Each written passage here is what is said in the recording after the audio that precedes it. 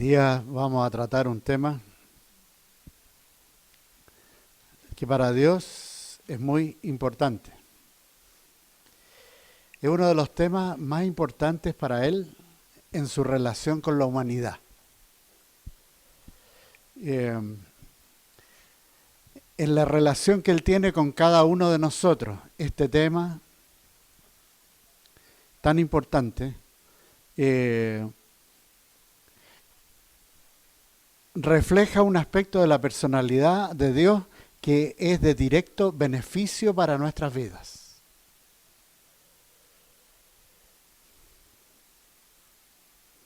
En la vida de Jesús, este tema era evidente y a veces con el poder de Dios se manifestaba, otras veces en forma dramática por alguna de las acciones que Él tomó en relación a este tema que vamos a tratar. La palabra de Dios dice que este es un beneficio de la obra que Jesús hizo en la cruz por cada uno de nosotros. Y para poder entender este tema y captarlo para nuestras vidas, por la trascendencia que tiene, vamos a analizar un capítulo muy oscuro en la vida de un hombre de Dios, el rey David. Y en ese capítulo tan oscuro de su vida, nosotros podemos observar este tema que es tan importante para Dios, cómo Él lo enfrentó en esa ocasión. Y vamos a ir al segundo libro de Samuel. Segundo libro de Samuel, al capítulo 11. Eso en el Antiguo Testamento. Después de los libros de Moisés y de Jueces, vienen los libros de Samuel, el profeta Samuel, y en segunda de Samuel, capítulo 11,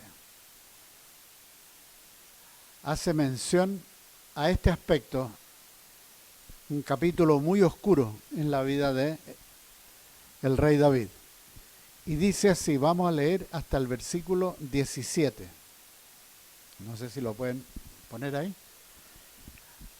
Aconteció al año siguiente, en el tiempo que salen los reyes a la guerra, que David envió a Joab, será el jefe de su ejército, y con él a sus siervos y a todo Israel, y destruyeron a los amonitas y sitiaron a Rabá, pero David se quedó en Jerusalén.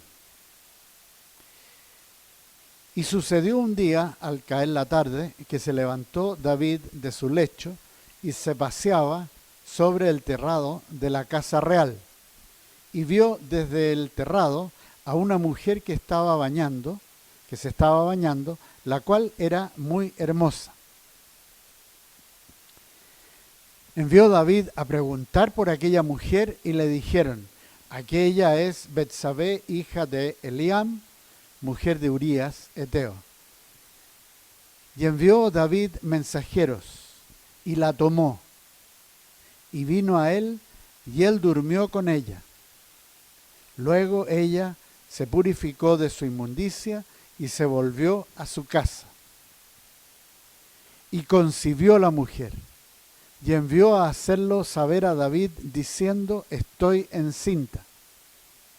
Entonces David envió a decir a Joab, envíame a Urías Eteo. Y Joab envió a Urías a David. Cuando Urías vino a él, David le preguntó por la salud de Joab, por la salud del pueblo y por el estado de la guerra. Después Dijo David a Urías: desciende a tu casa y lava tus pies. Y saliendo Urías de la casa del rey, le fue enviado presente de la mesa real.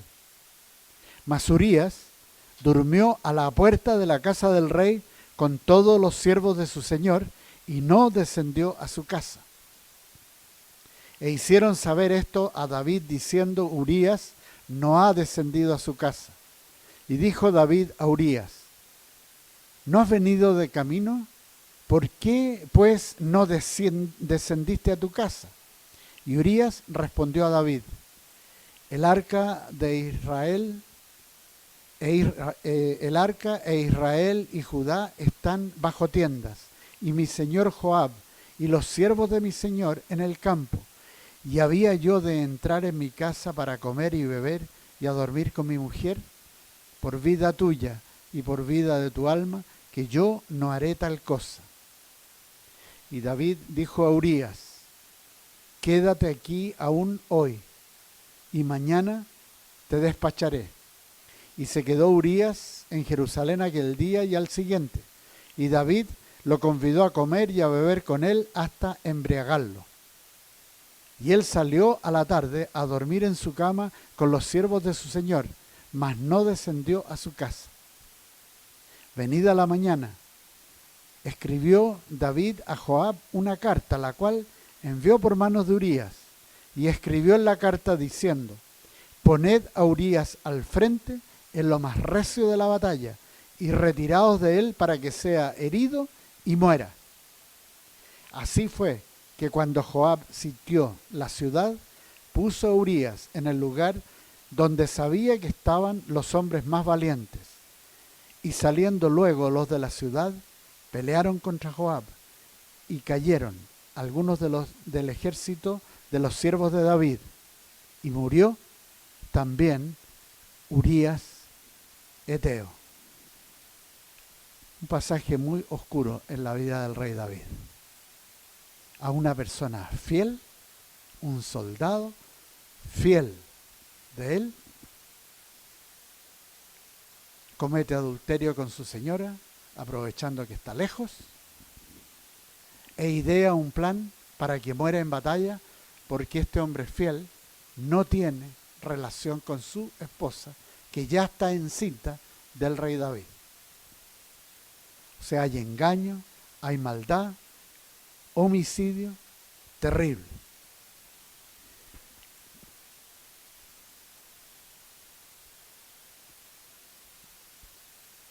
Y dice al final de ese capítulo: oyendo la mujer de Urías que su marido Urías era muerto, hizo duelo por su marido, y pasado el luto, envió David y la trajo a su casa, y fue ella su mujer, y le dio a luz un hijo.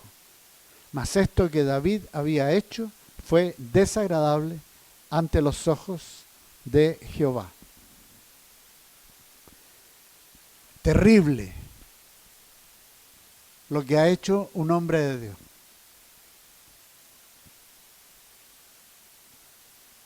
Traición, engaño, homicidio, aprovechándose de su condición. Tremendo abuso a un siervo. Y Dios envía a un profeta de nombre Natán, y Natán se presenta ante el rey y le cuenta una historia. Le dice: un hombre que tenía muchos animales, tenía muchas ovejas, muchas vacas, y un hombre pobre que vivía cerca de él, que tenía una sola corderita. Cuando recibe el rico unos invitados, le quita la corderita al pobre y la sacrifica.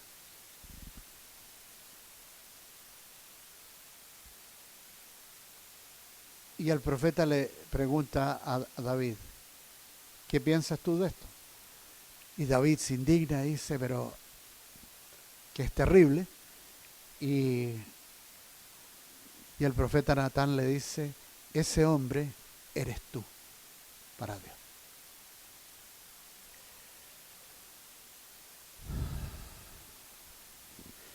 ¿Cómo reacciona el rey David frente a lo que le dice el profeta? Y aquí vamos a ir entrando en el tema que es tan importante de parte de Dios en la relación con la humanidad. Vamos al Salmo 51, porque ahí David dejó plasmado cuál fue su reacción frente al enfrentamiento que tiene el profeta Natán, enviado por Dios, respecto a su pecado,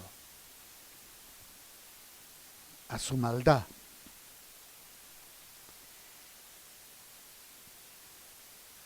Escribe en el Salmo 51, y este es del rey David. En esta ocasión, dice: ten piedad de mí, oh Dios, conforme a tu misericordia, conforme a la multitud de tus piedades, borra mis rebeliones. Lávame más y más de mi maldad y límpiame de mi pecado. Porque yo reconozco mis rebeliones y mi pecado está siempre delante de mí. Contra ti solo he pecado y he hecho lo malo delante de tus ojos, para que seas reconocido justo en tu palabra y tenido por puro en tu juicio. He aquí, en maldad he sido formado y en pecado me concibió mi madre. He aquí, tú amas la verdad en lo íntimo y en lo secreto me has hecho comprender sabiduría. Purifícame con hisopo y seré limpio. Lávame y seré más blanco que la nieve. Hazme oír gozo y alegría, y se recrearán los huesos que has abatido. Esconde tu rostro de mis pecados y borra todas mis rebeliones. Crea en mí, oh Dios, un corazón limpio y renueva un espíritu recto dentro de mí. Cuando es enfrentado con su pecado, el rey David reacciona reconociendo su responsabilidad, reconociendo que es a Dios el que le ha hecho esto, lo ha hecho en lo oculto, pero Dios ve todo. Y Él reconoce, es contra ti he pecado. Y tú ves en lo íntimo. La tendencia a veces del hombre es justificar su pecado, justificar su transgresión. Y eso es lo que no hizo David.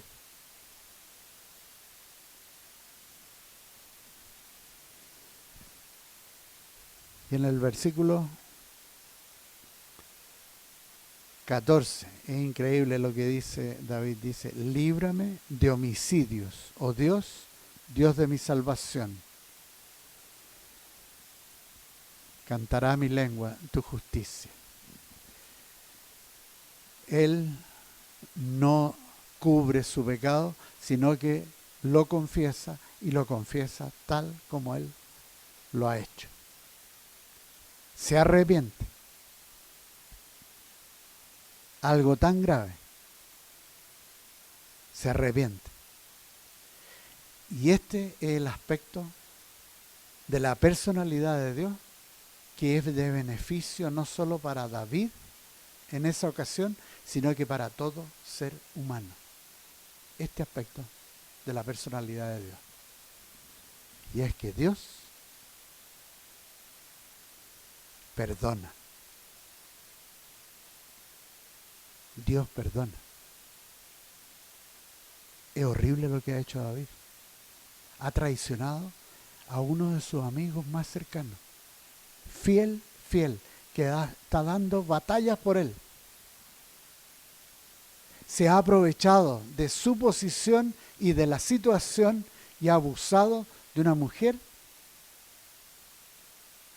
esposa de su siervo, en un momento de vulnerabilidad en su vida. Ha abusado. Y después maquina toda una cosa para que muera este hombre. en batalla. Igual toma la mujer.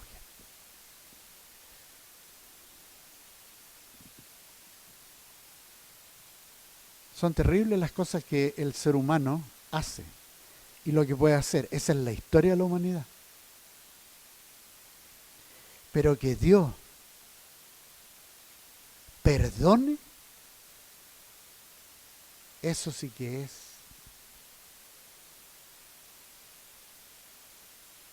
increíble. Que Dios perdone. Y Dios perdona a David porque David confiesa su transgresión, se arrepiente, pide perdón por su pecado.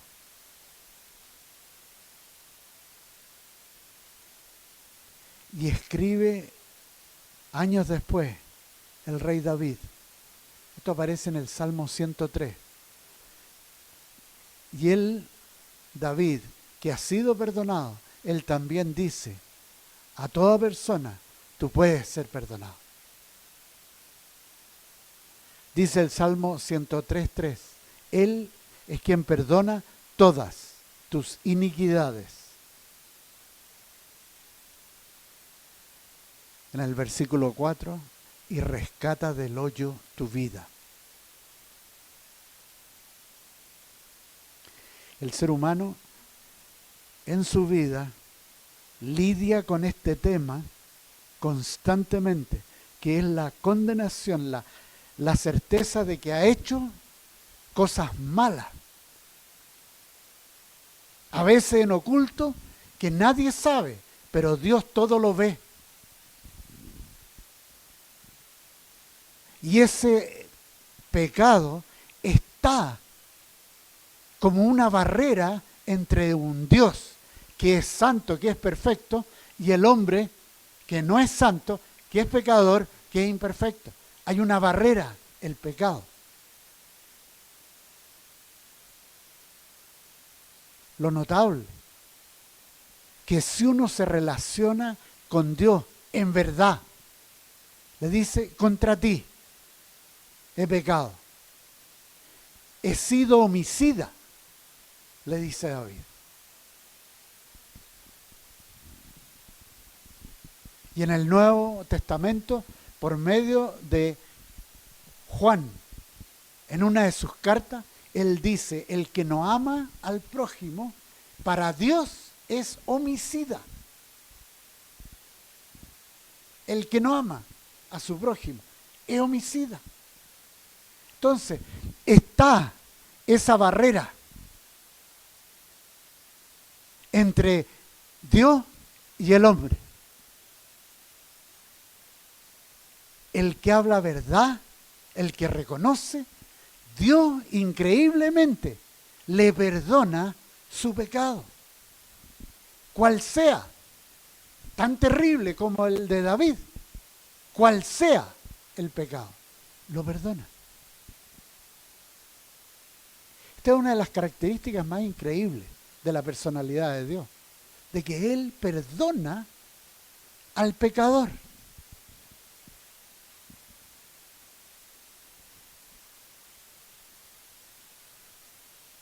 Y ahí mismo, en el Salmo 103, David escribe, en el versículo 14, del 12 al 14, leo. Dice, cuanto está lejos el oriente del occidente, hizo alejar de nosotros nuestras rebeliones. Como el Padre se compadece de los hijos, se compadece Jehová de los que le temen. O sea, los que consideran, los que le temen a Dios, los que consideran importante lo que Él dice. No se trata de una cosa irracional, un temor que me va a caer un rayo. No, no. Es ese pecado mío, yo lo aborrezco. Eso es temer a Dios. Esa es la definición de la palabra de Dios del temor a Dios. Es aborrecer el pecado. Entonces, no trato de decir aquí no ha pasado nada, de cubrirlo como que Dios no lo viera. Pretender de que no hay una barrera con Él, sino que es contra ti. Yo he hecho esto, Señor. Contra ti. Y el que confiesa su pecado, Dios es fiel y le perdona su pecado y le da la fuerza para tener victoria sobre el pecado, sobre el mal.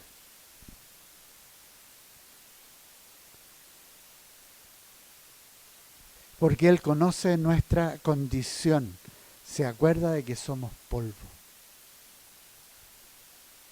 Tremendo. Él hace alejar de nosotros nuestras rebeliones. Él nos enfrenta con este tema y nos da inquietud en lo profundo. ¿Qué hago? ¿Qué hago? Y Dios se acerca con su misericordia, nos dice, ¿qué hiciste? Y uno le confiesa y Él dice, yo te perdono. Él perdona al que se arrepiente. Y cubre nuestros pecados, todos nuestros pecados. Eso hizo Jesucristo por nosotros en la cruz. Él hace posible hoy día en la humanidad que cualquier persona, sea lo que sea que haya hecho en su vida, se pueda acercar en fe a Dios. Y Dios nos dice esto por su palabra. Vamos a la carta de Pablo a los Colosenses. Ahí aparece qué es lo que Dios hace al que se acerca a Él, creyendo. Colosenses, capítulo 1. Y le leo del versículo 12. Dice, con gozo, dando gracias al Padre, que nos hizo aptos para participar de la herencia de los santos en luz, el cual nos ha librado de la potestad de las tinieblas y trasladado al reino de su amado Hijo, en quien tenemos redención por su sangre, el perdón de pecados. Tremendo. Dios perdona el pecado que sea.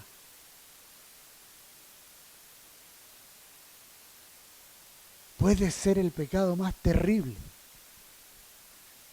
Pero si la persona se acerca a Dios y le reconoce, se arrepiente, Dios le da perdón y le cubre su pecado. Esa herencia nosotros tenemos por medio de Jesús. Él, dice la palabra, Él solucionó ese tema con nosotros, con toda la humanidad. El que crea, entonces se va a arrepentir de su pecado. Y Dios lo perdona. Porque ya lo hizo ya en la cruz. Pero uno tiene que creerlo y aceptarlo para sí. Y entonces ocurre ese hecho sobrenatural que es adentro del corazón.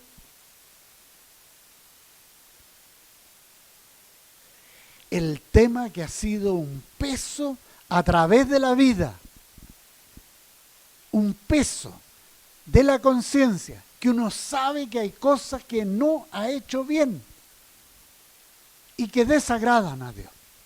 Uno sabe que hay pecado en la vida de uno que no lo puede solucionar y a veces la carga es tan grande que la persona no sabe cómo soportarlo. Y viene Jesús y nos dice, yo tomo la carga tuya. ¿Qué hiciste? Nosotros, a veces es tan grande la carga que nosotros lo único que decimos, Señor, perdóname, me arrepiento. Y el Señor dice, hay perdón. Y uno lee esto, que hay perdón por medio de Él, que su sangre a mí me cubre. Su sangre fue el precio que Él pagó para que yo fuera perdonado de mis pecados. Entonces yo creo eso y de pronto se produce algo sobrenatural, que es la carga del pecado en mi vida, Dios me la saca. Me quita el peso. Y de pronto, en lo profundo, sé que aunque haya sido tan tremenda esa transgresión, sé en lo profundo que estoy en paz con Dios. Es tremendo esto. Que Dios me perdone. No lo merezco, pero Él me perdona. Sí me arrepiento, me acerco a Él y le digo, esto es lo que he hecho, perdona. Jesús lo puso de esta manera para que nosotros entendamos cuán importante es para Dios este aspecto de su personalidad. Cuán importante es para Él. Y aparece en el Evangelio de Mateo capítulo 6, de la vida de Jesús. En la vida de Jesús, Él dijo estas palabras. Mateo 6.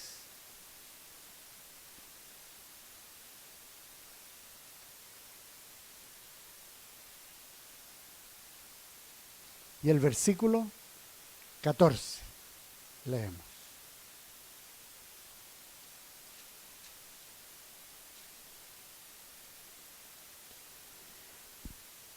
Porque si perdonáis a los hombres sus ofensas, os perdonará también a vosotros vuestro Padre Celestial. Mas si no perdonáis a los hombres sus ofensas, tampoco vuestro Padre os perdonará vuestras ofensas.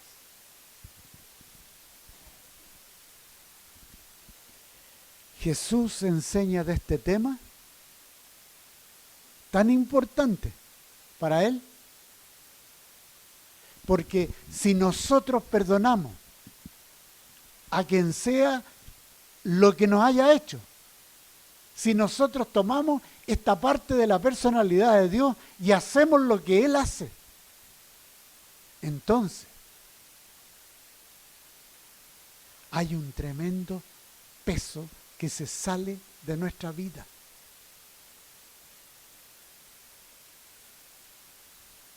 Se corta un lazo de maldad, un lazo de iniquidad, un tremendo peso espiritual se corta con el ofensor, el que nos hizo quizá algo horrible,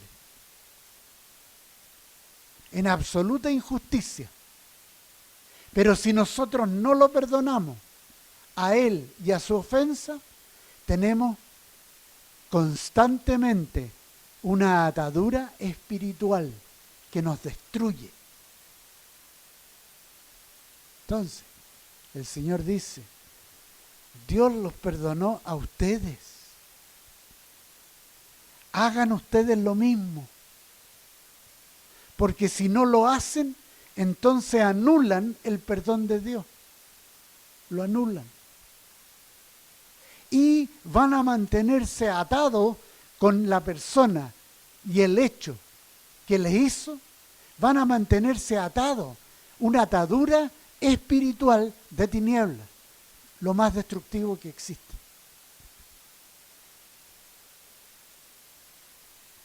Entonces,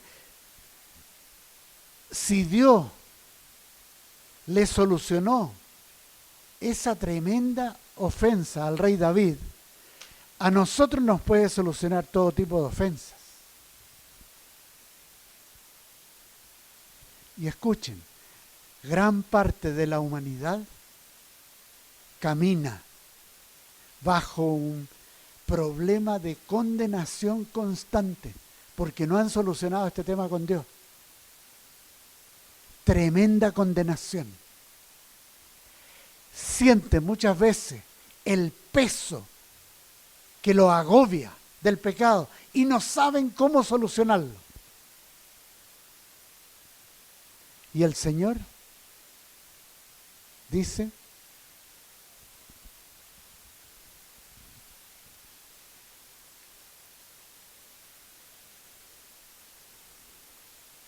yo lo soluciono. Yo lo soluciono. Sea cual sea, yo lo soluciono. Pero así como Él lo soluciona con nosotros, Él dice, aprendan de mí. Y solucionen este tema, porque si no los va a consumir en su vida.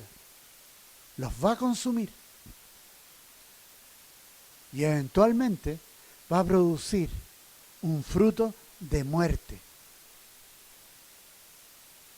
No solamente espiritual, porque hay una barrera con Dios, sino que también de muerte emocional y puede ser hasta física. Solucionar el tema. Usar lo que es de Dios, el perdón de ofensas. Y si uno constantemente lo aplica, va a caminar en libertad. Libertad espiritual, libertad emocional. Y uno puede encontrarse con la persona que lo ofendió y la ofensa que le hizo y que le sigue haciendo. Y el problema es de esa persona, no es de uno, porque uno perdonó. Entonces no tiene esa carga emocional. Y el Señor nos ha llamado a que andemos en libertad, a que gocemos el día, a que seamos felices. Todos queremos ser felices. Y el Señor, esta es una de las cosas que dice, mire, para que ustedes sean realmente felices, gocen el día, manténganse perdonando. Y el ejemplo de Jesús, constante perdón de ofensa, el cual, cuando era vituperado, cuando era abusado, Él no respondía de la misma manera, sino que encomendaba el tema al que juzga justamente, a Dios. Entonces, si a mí me ofenden, y lo que sea que me han hecho, yo se lo entrego a Dios. Pero al ofensor y la ofensa la perdono inmediatamente. Para que no tenga esa carga. Y entonces si se la entrego a Dios, Él sabe cómo tratar con el ofensor. Él sabe. Él sabe cómo hacer justicia. Y justicia perfecta. Entonces, ¿qué les parece si incorporamos en nuestra práctica diaria el perdonar ofensas? Y puede que comencemos de a poco. ¿Ah? Que de repente venga una ofensa tan grande que si uno dice, no, eso sí que es ofensa. ¿Ah? Pero después Dios a uno le dice, no te preocupes, tú perdona y entrégamela. Y en el proceso Él nos sana a nosotros y nos mantiene libres. Ahora, ¿cómo lo hace el diablo para mantenernos atados espiritualmente y agobiados? El diablo nos dice, no perdone ofensa. no las perdone. Consígase, bueno, antiguamente era un cuaderno para que vaya anotando todas las ofensas, con lujo de detalle. Y cuando usted vea a esa persona, yo le voy a recordar la ofensa en lo que le hizo y todo. Y encima de eso le voy a prestar una pistola para que le dispare. Lo borre del mapa. Así lo hace el diablo. Y entonces nos lleva a una vida angustiante, a una vida de problemas con este y el otro y el otro. Y Dios dice, no, no es así. Usted perdone, yo me encargo del tema, yo trato con el ofensor, pero usted perdone nomás. Porque quiero que usted sea libre, que sea feliz. Entonces,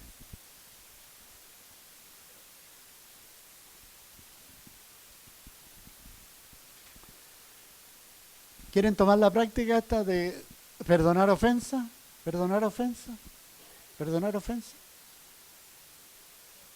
Y acuérdense de Jesucristo en la cruz, cuando está crucificado y los soldados y lo están injuriando. ¿Y él qué es lo que hace? Perdona. Y no solamente perdona, sino que intercede a Dios. Y dice, perdónalo porque no saben lo que hacen.